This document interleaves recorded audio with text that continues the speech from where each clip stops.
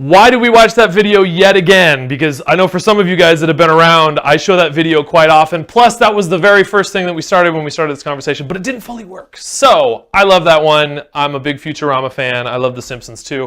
But for me, the biggest reason is that I feel like a lot of these images that we talk about that are in our brains about hell, like that's kind of what we picture. There's a lot of fire, granted robots, and it's got the Simpson, like there's a slide that goes, okay, that part's silly, but a lot of people picture stuff where it's just like there's various tortures for various reasons, like bad things that you did, and there's this devil creature that has horns and a pitchfork and whatever. A lot of these images are the images we associate with hell. So that's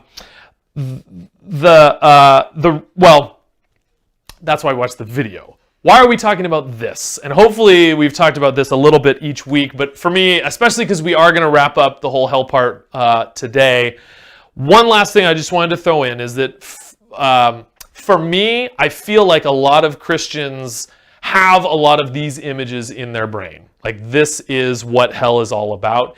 And at least to me, the fact that those images don't come from the Bible is pretty significant. Like the fact that they come from other paintings or other cultures or other religions even, that we were just like, well, we don't know, the Bible doesn't say anything, we'll take this from over here. Like I think that's kind of a big deal. I want to know the difference between something that the Bible actually says versus something that we kind of made up. Like that feels significant, especially because I feel like if we, and the reality is there's a lot of Christians that I think the reason that they're here, the reason that they're Christians is that they're afraid of hell.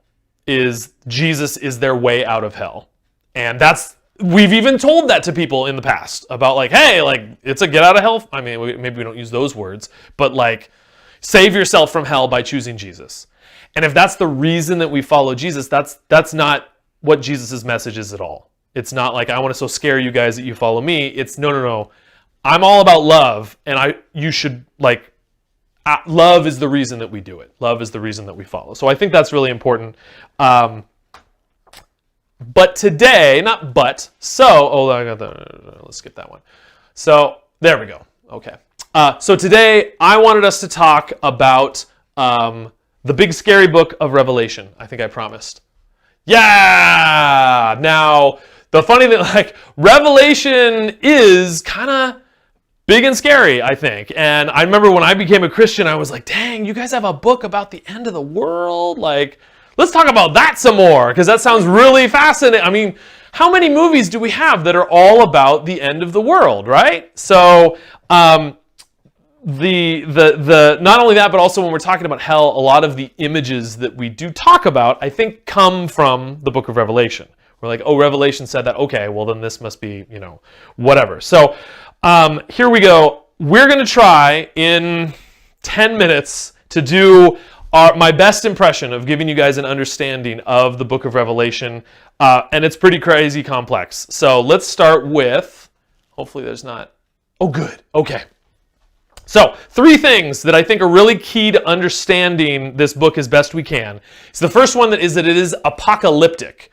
And what that word means, and I read a description that was said like, what was it? Oh, there was 2. Anybody, well, no, I guess I hope you guys didn't watch Lovecraft Country, but I don't know if you guys have ever heard of H.P. Lovecraft, but there's a lot of or Godzilla. I'm sure everyone's heard of Godzilla. So if you've ever watched the original Japanese Godzilla, Godzilla is supposed to be kind of like a representation of the fear of nuclear power.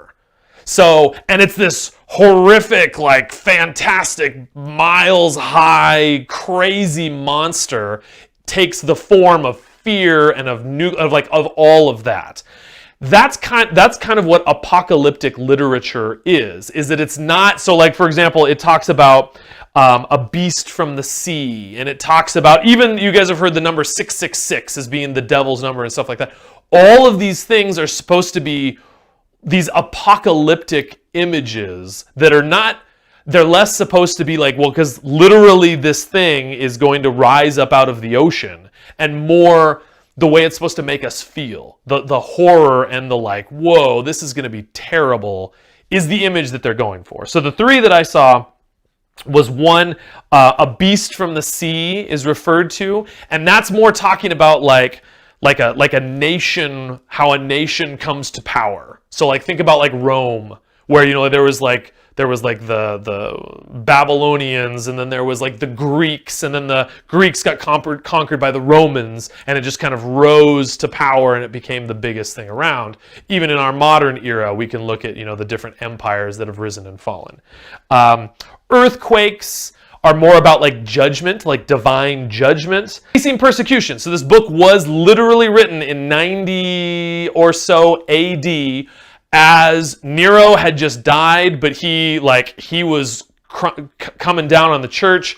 They were, I don't know if Christians were quite declared enemies of the Roman people yet, but Paul had just been executed. Like virtually at this point, all of the other disciples or apostles had all been killed. So there was a lot of persecution coming on. And so that's kind of why this vision was given to John of like, listen, one, it's going to get worse before it gets better. But two, God's going to win at the end. And that's the third. Yeah. Ultimately, the point of Revelation is the end of the story is already written. We know that sin is not going to win. God's going to win. And so this vision, that's the ultimate point, is no matter how terrible things get, God's still going to win the day at the end. Okay, so that's a brief overview of the concept of Revelation. Obviously we don't have time to do I'm going to try and crash through as much information just to throw at you guys as possible, because I think it's good to have a little bit of context for what we're going to talk about. So this is the beginning of the book of Revelation, which I thought was really cool.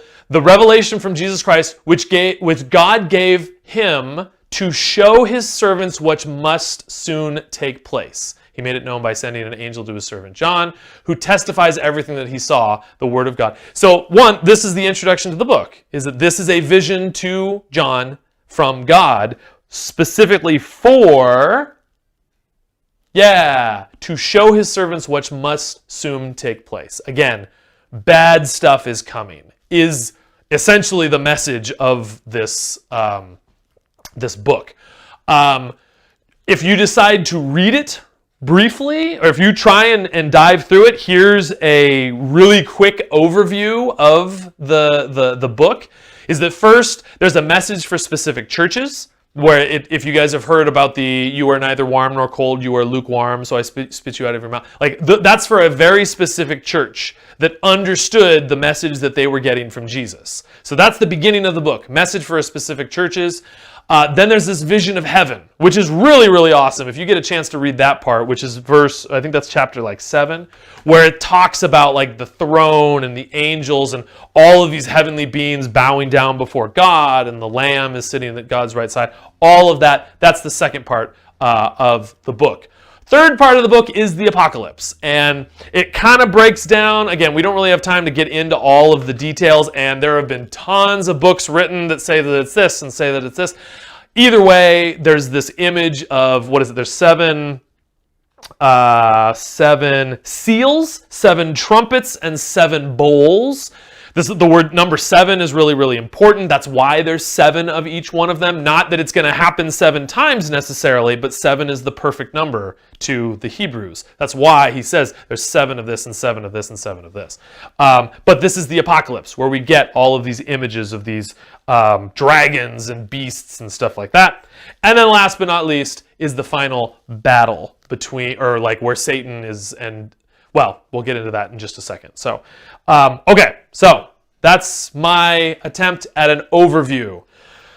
So let's get into why any of this matters. The really interesting thing, since we're talking about hell, the word hell or the word Hades appears 4 times in this book. So what I thought was really interesting is let's just look at those 4 times, because anyway, I think it's really interesting. So we're going to start off Revelation, where are we? We're in 1:17. And so it talks about seeing the one such as the Son of Man. So basically this is Jesus' second coming. When I saw him, I fell at his feet as though dead. Then he placed his right hand on me and said, do not be afraid. I am the first and the last. I am the living one. I was dead, and now look, I am alive forever and ever. And I hold the keys of death and Hades. Which is really interesting. So Jesus is saying, I hold the keys of death and hell. What? That's so like you're the king of hell? Now that sounds really weird to hear, right? So we get this picture that Hades that he's referring to, remember this is like Greek mythology, the word Hades that he's referencing. In Greek mythology, Hades was where all the dead went. There was the Elysian fields where the good dead people went, and then there was, I can't remember what the name of the other, Sheol? No, that's, anyway, there was the torture part where all the bad people went. So Hades was all of it. So here, Jesus is not necessarily saying, like, I'm the king of hell, but he's more saying, he's using that word, hell or Hades, to say the dead. I hold the keys of both death and the dead. So next one is in, what is this? Revelation 6. So now this one is about the seals. Remember about the 7 seals and all that? So now the Lamb, Jesus, whatever, opened the 4th seal, and I heard a voice of the 4th living creature. Anyway, a lot more to say about that one. Said, come.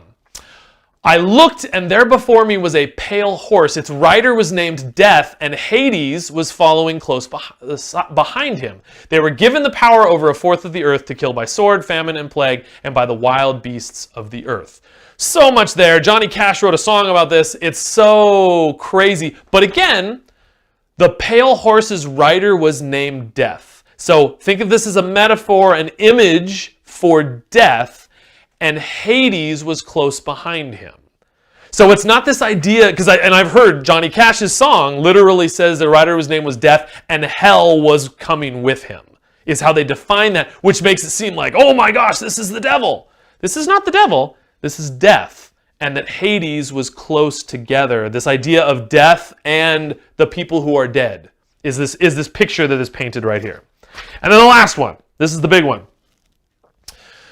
When the 1,000 years, so now we've skipped all the way to Revelation 20. This is that final battle we were talking about. So let's just go through this whole battle thing, because we'll get into it.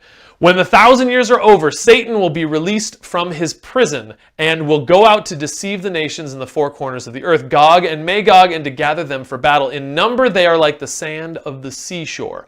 They marched across the breadth of the earth and surrounded the camp of God's people, the city he loves. But fire came down from heaven and devoured them. Another fire reference we didn't get to last week.